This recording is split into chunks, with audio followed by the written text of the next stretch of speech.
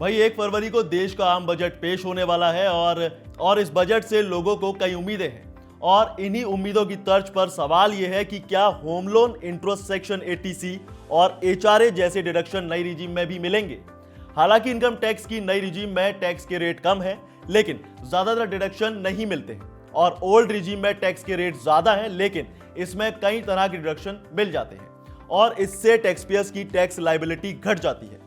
खासकर home loan लेने वालों को काफी ज्यादा फायदा होता है। अब ये होता कैसे है, तो इस बारे में हम आज बात करेंगे। तो नमस्कार, मैं हूं आपके साथ दिव्यांश वर्मा और आप देख रहे हैं वन इंडिया हिंदी। देखिए, 2025 का यूनियन बजट पेश होने में सिर्फ 2 दिन बाकी हैं और इस बार इनकम टैक्स पेयर्स बजट में होने वाले ऐलान को लेकर काफी ज्यादा एक्साइटेड हैं। उन्हें काफी उम्मीदें हैं। इनकी उम्मीद है कि वित्त मंत्री निर्मला सीतारमण इस बार टैक्स में कमी करेंगी और इस बात को लेकर कई तरह की चर्चा चल रही है। बातें हैं कि सरकार इनकम टैक्स की ओल्ड रिजीम को खत्म करने का ऐलान कर सकती है और ऐसा अगर होता है तो ऐसी सिचुएशन में नई रिजीम में कुछ डिडक्शन मिल सकते हैं। और अब वो किस तरह के डिडक्शन हो सकते हैं, आइए जानते हैं। देखिए, इनकम टैक्स एक्ट के सेक्शन 80C में मिलने वाला डिडक्शन इनकम टैक्स पेयर्स के बीच सबसे पॉपुलर है।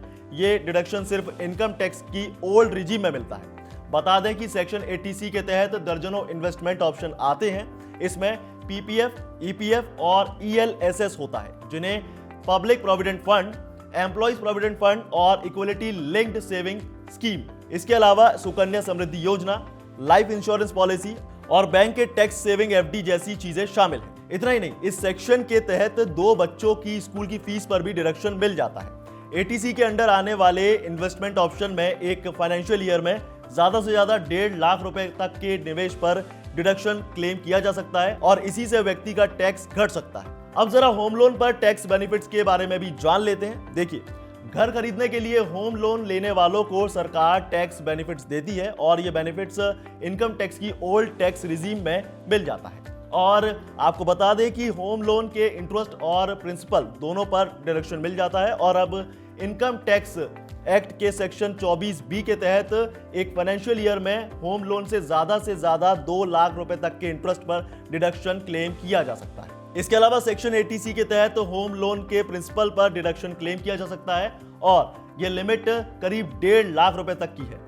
और इसके अलावा इसी टैक्स बेनिफिट की वजह से कई लोगों को होम लोन लेकर घर खरीदने में फायदेमंद हो सकता है। अब जरा सेक्शन 80D के बारे में भी जान लेते हैं। इस सेक्शन के तहत हेल्थ पॉलिसी के प्रीमियम पर डिडक्शन मिलता है और डिडक्शन सिर्फ इनकम टैक्स की पुरानी रिजीम में मिलता है। 60 साल से कम उम्र का व्यक्ति हेल्थ पॉलिसी के प्रीमियम पर मैक्सिमम 25,000 रुपए तक का डिडक्शन क्लेम कर सकता है और 60 साल या फिर उससे ज्यादा की उम्र का व्यक्ति हेल्थ पॉलिसी के प्रीमियम पर मैक्सिमम 50,000 तक का डिडक्शन क्लेम कर सकता है। और यहां तक कि कोई व्यक्ति खुद या फिर अपने परिवार के लिए भी हेल्थ पॉलिसी खरीद कर डिडक्शन क्लेम कर सकता है। इस तरह व्यक्ति एक फाइनेंशियल ईयर में हेल्थ पॉलिसी पर कुल 75,000 रुपए डिडक्शन क्लेम कर सकता है, जिसमें एक बार 25,000 और दूसरी बार 50,000 रुपए उसे क्लेम करने होंगे। और अब आखिर में बात कर लेते हैं एचआरए की।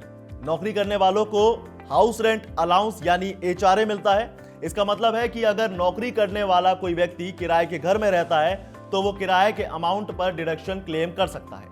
ये डिडक्शन भी इनकम टैक्स की सिर्फ ओल्ड रिजीम में मिलता है। एचआरए के कैलकुलेशन के लिए फॉर्मूला है और एक्चुअल एचआरए मेट्रो शहर में बेसिक सैलरी का 50%, वहीं नॉन मेट्रो शहरों में 40% होता है। इसके अलावा चुकाया गया रेंट माइनस बेसिक सैलरी का 10% में से जो सबसे कम होगा उस पर डिडक्शन लिया जा सकता है। तो ये थी वो सारी जरूरी जानकारी जिसकी आस इस बजट से आम आदमी लगाए हुए है। आपको इस बारे में क्या कहना है, हमें कमेंट सेक्शन में जरूर बताएं। साथ ही वीडियो को लाइक शेयर जरूर करें और ऐसी तमाम अपडेट्स के लिए बने रहिए वन इंडिया हिंदी के साथ।